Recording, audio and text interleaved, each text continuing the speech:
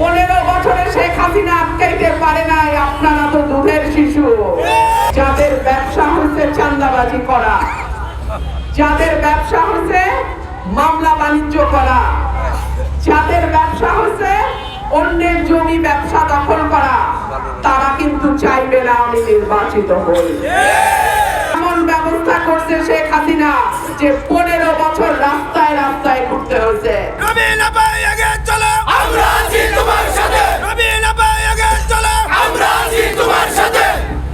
গত 5ই আগস্টের পর যাদের ব্যবসা হচ্ছে চাঁদাবাজি করা, যাদের ব্যবসা হচ্ছে মামলা বাণিজ্য করা, যাদের ব্যবসা হচ্ছে অন্যের জমি ব্যবসা দখল করা, তারা কিন্তু চাইবে না আমি নির্বাচিত হই। কারণ তারা জানে আমি নির্বাচিত হলে তাদের অবৈধ ব্যবসা বন্ধ হয়ে যাবে, নদী দখল বন্ধ হয়ে যাবে, বালুর ব্যবসা বন্ধ হয়ে যাবে, চাঁদাবাজি বন্ধ হয়ে যাবে, কোটি কোটি টাকার ইজারা বাণিজ্য সরকারি জমিতে বন্ধ হয়ে যাবে। সুতরাং তারা চেষ্টা করবে কিন্তু শেষ মুহূর্ত পর্যন্ত কি করে আমাকে আটকানো যায়। আপনাদেরকে আল্লাহর উপর ভরসা রেখে বলি, 15 বছরে শেখ হাসিনা আটকাইতে পারে নাই, আপনারা তো দুধের শিশু। 15 বছর গর্তে ছিলেন, গত 1.5 বছর একটু ঝুঁকি মারতেছেন গর্ত থেকে।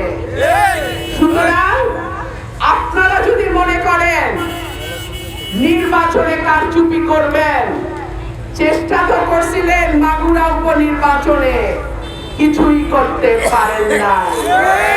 উল্টা এমন ব্যবস্থা করছে শেখ হাসিনা যে 15 বছর রাস্তায় রাস্তায় ঘুরতে হয়েছে। আপনাদের সবাইকে বলবো, কোন রকম অন্যায় দেখে ভয় পাওয়ার কিছু নাই। এই সরকার নিরপেক্ষ সরকার, কোন দলীয় সরকার নয়। পুলিশ প্রশাসন নিরপেক্ষ থাকবার কথা। তাছাড়া যদি কোন প্রার্থীর ব্যাপারে সাধারণ মানুষ একমত হয়, সাধারণ মানুষের মধ্যে জোয়ার তৈরি হয়, তাহলে সেই প্রার্থীকে কারচুপি করে হারানো সহজ ব্যাপার নয়।